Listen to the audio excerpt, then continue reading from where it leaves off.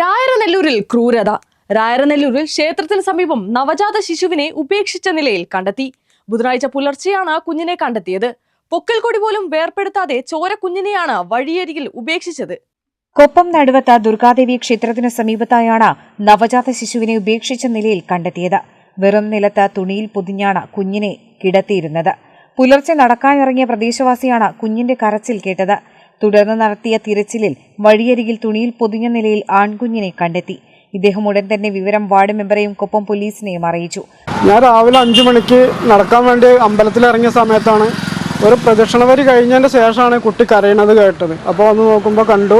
അങ്ങനെ തിരുവേഗപ്പുറ 10ാം വാർഡിലെ മെമ്പറായ ബാലേട്ടനെ പോയി കണ്ട് വിളിച്ചു വന്ന് എല്ലാ കമ്മിറ്റിക്കാരും വിളിച്ചു കൂട്ടി വിവരം പറഞ്ഞു. പോലീസും ആംബുലൻസ് വന്നിട്ടാണ് കുട്ടിയെ കൊണ്ടുപോയത്. പോലീസ് എത്തി കുഞ്ഞിനെ ഉടൻ തന്നെ പട്ടാമ്പി താലൂക്ക് ആശുപത്രിയിലെത്തിച്ചു.